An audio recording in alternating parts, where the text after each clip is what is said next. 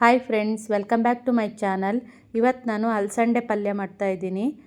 ಹೇಗೆ ಮಾಡೋದು, ಏನೆಲ್ಲ ಇಂಗ್ರೀಡಿಯೆಂಟ್ಸ್ ಬೇಕಂತೇಳಿ ನೋಡುವ.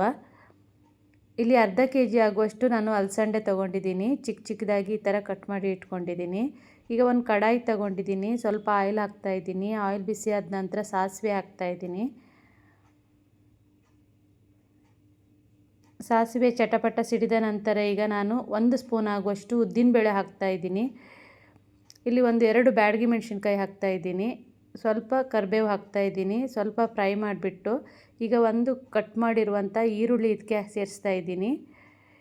ಇದು ಸ್ವಲ್ಪ ಹೊತ್ತು ಫ್ರೈ ಮಾಡಬೇಕು. ಸ್ವಲ್ಪ ಹೊತ್ತು ಫ್ರೈ ಆದಮೇಲೆ ಈಗ ಒಂದು ಟೊಮೆಟೊ ಇದಕ್ಕೆ ಸೇರಿಸ್ತಾ ಇದ್ದೀನಿ.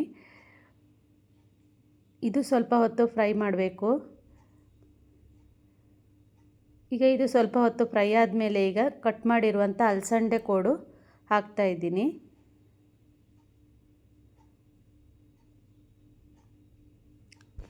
ಈಗ 1 ನಿಮಿಷ ಫ್ರೈ ಮಾಡಿಬಿಟ್ಟು ಇದಕ್ಕೆ ರುಚಿಗೆ ತಕ್ಕಷ್ಟು ಉಪ್ಪು ಹಾಕ್ತಾ ಇದ್ದೀನಿ. ಈಗ ಒಂದು ಸಲ ಇದು ಮಿಕ್ಸ್ ಮಾಡಿಬಿಟ್ಟು ಇದಕ್ಕೆ ಎಷ್ಟು ನೀರು ಬೇಕಂತ ನೋಡಿಕೊಂಡು ನೀರು ಹಾಕಬೇಕು. ನಾನಿಲ್ಲಿ ಅರ್ಧ ಗ್ಲಾಸ್ ಆಗುವಷ್ಟು ನೀರು ಹಾಕ್ತಾ ಇದ್ದೀನಿ. ಈಗ ಒಂದು 2-3 ನಿಮಿಷ ಮುಚ್ಚಿಡ್ತಾ ಇದ್ದೀನಿ. ಈಗ ಅಲಸಂಡೆ ಬೇಯೋದ್ರೊಳಗಡೆ ನಾನೀಗ ಮಸಾಲ ರೆಡಿ ಮಾಡ್ತೀನಿ. ಈಗ 1 ಕಪ್ ಆಗುವಷ್ಟು ಇಲ್ಲಿ ಕಾಯಿ ತುರಿ ತೊಗೊಂಡಿದ್ದೀನಿ. ಒಂದು 4 ಎಸಳು ಬೆಳ್ಳುಳ್ಳಿ, ಒಂದು 6 ಹಸಿಮೆಣಸಿನ್ಕಾಯಿ, 1 ಸ್ಪೂನ್ ಆಗುವಷ್ಟು ಜೀರಿಗೆ, 1 ಇಂಚ್ ಆಗುವಷ್ಟು ಶುಂಠಿ ತೊಗೊಂಡಿದ್ದೀನಿ. ಇಲ್ಲಿ ಹಸಿಮೆಣಸು ನೋಡ್ಕೊಂಡು ಹಾಕೋಬೇಕು. ಇಲ್ಲಿ ಸ್ವಲ್ಪ ಖಾರನೇ ಇದೆ ಇದು. ಇದಕ್ಕೆ ನೀರೇನು ಆ್ಯಡ್ ಮಾಡಬಾರ್ದು. ಹಾಗೆಯೇ ತರಿಯಾಗಿ ರುಬ್ಬಬೇಕು. ಇದು ಡ್ರೈ ಆಗಿ ರುಬ್ಕೋಬೇಕು. ಈಗ ಡ್ರೈ ಆಗಿ ರುಬ್ಕೊಂಡಾಗಿದೆ. ಈಗ ಅಲಸಂಡೆ ಕೋಡು ಬೆಂದಿದೆ ಇಲ್ವ ಅಂತ ನೋಡುವ. ಅಲಸಂಡೆ ಕೋಡು ಈಗ ಚೆನ್ನಾಗಿ ಬೆಂದಿದೆ. ಈಗ ಇದಕ್ಕೆ ರುಬ್ಬಿರುವಂಥ ಮಸಾಲ ಇದಕ್ಕೆ ಸೇರಿಸ್ತಾ ಇದ್ದೀನಿ. ಈ ಥರ ಮಾಡಿ ಹಾಕಿದರೆ ಫ್ಲೇವರ್ ತುಂಬ ಚೆನ್ನಾಗಾಗುತ್ತೆ.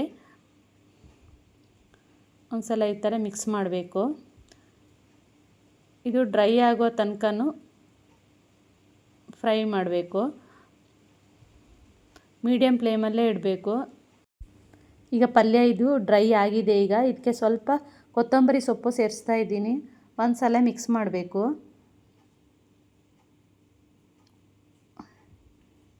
ನೋಡಿ, ಅಲಸಂಡೆ ಕೋಡಿನ ಪಲ್ಯ ಈಗ ರೆಡಿಯಾಗಿದೆ. ಇದಕ್ಕೆ ತಾಳ್ ಅಂತೇಳಿ ನಾವು ಕರಿತೀವಿ. ತುಂಬ ಚೆನ್ನಾಗಾಗುತ್ತೆ ಇದು. ನೋಡಿ, ಇದು ಚಪಾತಿಗೆ ಸೂಪರಾಗಿರುತ್ತೆ ಇದು. ಇವತ್ತಿನ ಈ ರೆಸಿಪಿ ಇಷ್ಟವಾದರೆ ಲೈಕ್ ಮಾಡಿ, ಸಬ್ಸ್ಕ್ರೈಬ್ ಮಾಡಿ, ಫ್ಯಾಮಿಲಿ ಫ್ರೆಂಡ್ ಜೊತೆ ಶೇರ್ ಮಾಡಿ. Thank you for watching.